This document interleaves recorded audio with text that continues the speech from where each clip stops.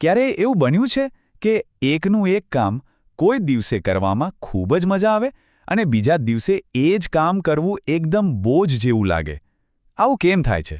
કામ તો એનું એ જ છે, તો ફેરફાર ક્યાં છે? વેલ, આ ફેરફાર કામમાં નથી, પણ આપણી અંદર રહેલી એક શક્તિમાં છે. ચાલો, આજના વિશ્લેષણમાં આપણે એ જ રહસ્યમય શક્તિને સમજીએ જે આપણા દરેક અનુભવને, દરેક ક્રિયાને બદલી નાખે છે. ચાલો એક ઉદાહરણ લઈએ. માની લો કે કોઈ પોતાના સાથી માટે ચા બનાવી રહ્યું છે, પણ મનમાં એકદમ કંટાળો છે, ચીડ છે, એવું લાગે છે જાણે કોઈ મજબૂરીમાં બસ એક ફરજ નિભાવવા માટે આ કામ થઈ રહ્યું છે. ચા તો બને છે, પણ એમાં કોઈ ઉષ્મા નથી, કોઈ લાગણી નથી.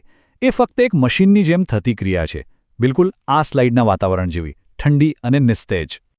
હવે એ જ દૃશ્યને ફરીથી જોઈએ. ક્રિયા એ જ છે, ચા જ બની રહી છે, પણ આ વખતે મનમાં પ્રેમ અને કાળજીનો ભાવ છે. હવે આ કામ માત્ર ચા બનાવવાનું નથી રહ્યું, એ તો પ્રેમની એક અભિવ્યક્તિ બની ગયું છે. જુઓ, ક્રિયા એ જ છે, પણ અનુભવ કેટલો બદલાઈ ગયો. હવે એ જ કામ આ સ્લાઇડના રંગની જેમ એકદમ ઉષ્મા અને સ્નેહથી ભરેલું લાગે છે. તો આ ઉદાહરણ પરથી એક વાત તો સ્પષ્ટ થઈ ગઈ. કોઈ પણ કામની પાછળ રહેલી ભાવના, એની પાછળની લાગણી જ સૌથી મહત્વની છે.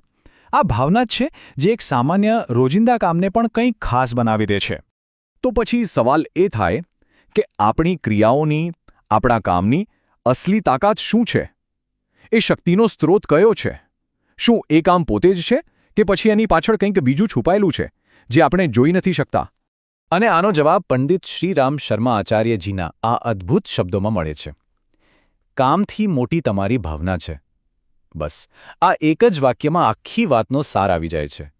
આપણે જે કરીએ છીએ એ નહીં, પણ કઈ ભાવનાથી કરીએ છીએ એ જ ખરેખર મહત્વનું છે. આ શક્તિશાળી ભાવનાને ઉદ્દેશ્યની વીજળી એટલે કે ઇરાદાની વીજળી પણ કહી શકાય. એમ સમજો કે આ એક એવી આંતરિક ઊર્જા છે, એક એવી ઇલેક્ટ્રિસિટી છે જે આપણા દરેક કામમાં જીવ પૂરે છે. સંસ્કૃતમાં આ ઊંડી લાગણી, આ ઊંડા ઇરાદા માટે એક શબ્દ છે ભાવ. આ જ ભાવ આપણી માનવીય વિદ્યુત એટલે કે હ્યુમન ઇલેક્ટ્રિસિટીનો મુખ્ય સ્ત્રોત છે. આપણી ભાવના એક એવી શક્તિશાળી ઊર્જા છે જે દેખાતી નથી પણ આપણા દરેક કામમાં વહે છે અને તેની અસર નક્કી કરે છે. તો ફરીથી એ જ મુદ્દા પર આવીએ કે આપણે શું કરીએ છીએ એના કરતાં પણ વધારે મહત્વનું એ છે કે આપણે કઈ ભાવનાથી કરીએ છીએ. આ માનવીય વિદ્યુત જ છે જે આપણા કાર્યોને સાચો અર્થ અને વજન આપે છે. એના વગર તો સારામાં સારું કામ પણ પ્રાણ વગરનું, નિષ્ક્રિય લાગે. ઓકે, તો હવે આપણે ભાવનાની શક્તિને તો સમજી ગયા, પણ આ સમજણ આપણા સંબંધોમાં કેવી રીતે કામ આવી શકે? ખાસ કરીને જ્યારે કોઈ મતભેદ થાય, કોઈ ઝઘડો થાય, ત્યારે આ સમજણ શું જાદુ કરી શકે છે? ચાલો જોઈએ. ચાલો એક સામાન્ય પરિસ્થિતિની કલ્પના કરીએ. કોઈ વાત પર દલીલ ચાલી રહી છે. વાતાવરણ એકદમ ગરમ છે. એકબીજાને કદાચ કડવા શબ્દો પણ કહેવાઈ રહ્યા છે. આવું તો થતું જ હોય છે, ખરું ને? તો આવા સમયે આ સ્ત્રોત સામગ્રી આપણને એક સવાલ પૂછવાનું કહે છે, અને આ સવાલ બહુ જ મહત્વનો છે. સવાલ એ છે કે શું સામેવાળી વ્યક્તિનો ઈરાદો, એની મનશા ખરાબ હતી કે પછી ખાલી એની કહેવાની રીત ખોટી હતી? જરા વિચારો. આ એક સવાલ, ફક્ત આ એક સવાલ આખી પરિસ્થિતિને બદલી નાખવાની તાકાત ધરાવે છે. આ ખરેખર એક માનસિક પરિવર્તન છે. સામાન્ય રીતે શું થાય? આપણે શબ્દો પર ધ્યાન આપીએ છીએ, એટલે કે રીત પર. એણે મને આવું કેમ કહ્યું? પણ જો આપણે એક નાનકડો ફેરફાર કરીએ તો? જો આપણે રીતને બદલે ઈરાદા પર ધ્યાન કેન્દ્રિત કરીએ તો? એટલે કે શબ્દો પાછળ છુપાયેલા પ્રેમ પર. આપણે એ જોવાનો પ્રયત્ન કરીએ કે ભલે શબ્દો કડવા હોય, પણ એની પાછળનો ઈરાદો તો સારો જ હતો. આનો અર્થ એ છે કે જો સામેવાળી વ્યક્તિનો ઈરાદો સાચો છે, તો સમજો કે જીત થઈ ગઈ. કેમ કે પછી ઝઘડો મનનો નથી રહેતો, ફક્ત રીતનો રહે છે. અને રીત તો ગમે ત્યારે સુધારી શકાય છે, પણ સાચો ઈરાદો બહુ મૂલ્યવાન છે. તો હવે સવાલ એ છે કે આ શક્તિશાળી ભાવને આપણા જીવનમાં, આપણા ઘરમાં કેવી રીતે કેળવી શકીએ?